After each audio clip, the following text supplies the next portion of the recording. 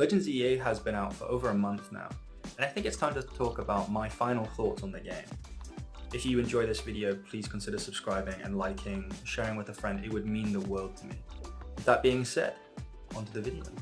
One thing I've loved seeing all over social media lately is everyone posting photos of their player characters alongside their Pokemon. Some of these pictures are really cool, creative. I love the aesthetic, and honestly, I love how this has become a key part of the community around this game. I took some of my own, ta-da, and they were really fun to make, but also made me realize a few things. First of all, I really enjoyed the customization system. It took me a while to figure out that you can actually mix and match individual clothing elements, like changing belt colors separately, t-shirts underneath jackets, which is all a really super cool detail once you realize it. But at the same time, I don't think there's enough clothing overall. And it feels weird that shops don't expand their inventory as you progress through the game. In most games, you unlock new outfits the deeper you get in, but here it just kind of stops. I'm gonna be honest, some of the clothing options, especially shoes, are just kind of bad in my opinion. I get that this is the Paris equivalent of the Pokemon world, and there's a huge emphasis on fashion and elegance and looking refined, but some of these shoes, I don't know who they're for. They look like something you'd wear to like some fancy get-up, not running around catching Pokemon. So I'm really hoping that with the Mega Dimension DLC, they'll be adding tons of new clothing, because the potential is there, it just feels incomplete. Going back to the topic of pictures, one thing that really disappointed me is how limited seeing your party is. You can only see your full party if you sit at a bench, and even then it's awkward. I really wanted to document my team's progression as I played, with adding new members, the evolutions, etc. And technically I did, but I wasn't able to include my trainer and how my trainer looked with the team like I could in Legends Arceus, where you can have all your Pokemon out at once, at any time, alongside your trainer. The pictures I took of my team with my trainer looked kind of mid at best, which was just a letdown for me. Another thing that was a bit of a letdown as well was the Pokedex, in a way. It consisted mainly of Pokemon that could Mega Evolve, filled with the Pokemon originally from Kalos, plus a few extras. And don't get me wrong, I loved a good half or more of these Pokemon, but why do multiple wild zones have the same Pokemon? And why can some of these Pokemon be found outside of wild zones as well? I didn't feel there was much variety for my team as I was playing the game. And in the end, I did not follow my original plan. This was my team in the end, and the Riolu was added after the credits. I love my team, as you all probably love using the Pokemon on yours. I really like Mega Meganium's design compared to Mega Emboar and Mega Feraligatrs. Although Meganium only has access to 2 fairy moves, one as a level up and one as a TM, despite gaining the fairy type when Mega. Despite the dex lacking, in my opinion, I felt the characters were quite lovable. All felt unique and interesting, especially compared to previous characters. I watched M&J TV's playthrough of ZA as I hunted for hours on end for a shiny Riolu, and now I can't unhear the Russian accent Michael gave Ivor, which just made this guy so much funnier than he was probably planned to be. Oh, that's odd. I've smashed countless walls in my life. I was pleasantly surprised when both Quasartico and the Rust Syndicate turned out to both be good guys.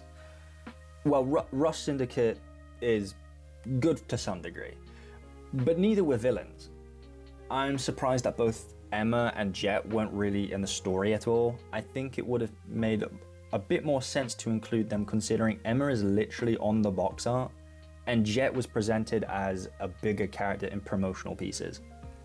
It might sound daft to say, but I forgot Quasartico was a thing. For me, it was just a building where I could get Mega Stones, and after that, Quasar to who? So I keep bringing up my shiny Riolu. Shiny hunting in this game has been amazing.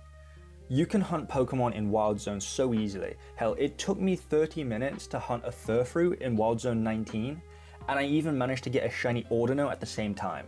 Even while recording the footage for this video, I encountered a shiny Inkay, and then later on, a shiny Pansear. You'll never guess what? I just got another shiny while recording for this video. Let's go. The grind to level 50 just for the shiny charm was such a tough one. To get 1,000 battles for the last stretch, I had to manually battle another 800 odd trainers in Restaurant Lena, and it took me around 3 days, but it was so worth it. I really like Mabel's research. I think it's a brilliant way to push players to catch more Pokemon instead of catching one of each for the dex and moving on. Actually, while completing catching ghost types, I encountered a shiny Ghastly, full odds, and before I could react, I'd already spammed the Pokeball at it, and now it just sits in the box with all the other shinies. I was really worried about the battle mechanics and how they'd play, but honestly, it's not that hard.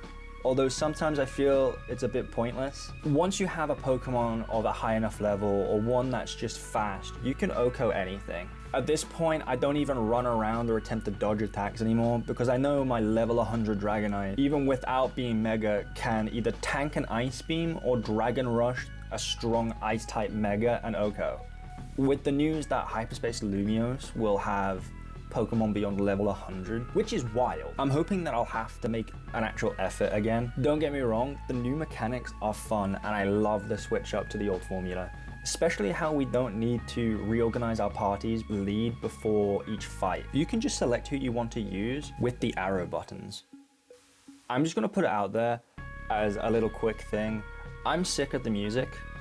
I turned it off. I don't think everything in the story did it for me. It was an interesting story, but I did feel like it was a go here and battle that, then some dialogue and repeat. And it might sound daft, but I don't feel post-game Lumiose with the Ruin Orange instead of Prison Tower is really Lumiose anymore. It's like taking the Eiffel Tower out of Paris or Big Ben out of London, the Statue of Liberty out of New York. It just feels off.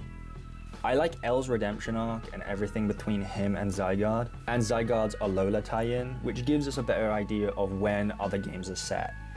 I liked everything with Grisham and Team Flare Nouveau. I found Grizel quite funny at times as well. And then there's the lore inside the museum. Volo's still kicking, Ingo went home, Kamado's armor, and then there's the giant painting of Laventon in the Haunted House side quest. And speaking of things that are in the game, or actually not, the Kalos Starter Megastones shouldn't have been locked behind online PvP. Game Freak, this is not okay. I understand wanting to give players a reason to play ranked battles, but don't make the main reward be something that you advertise in the marketing of the game. Despite all the negatives, I really enjoyed ZA. It was a refreshing new take on the franchise, as many people have said, and I can't wait to play the DLC. With that being said, please like, subscribe, and share this with a mate. I'll see you when I see ya, and remember, it is all C Elementary, my dear friends. Peace.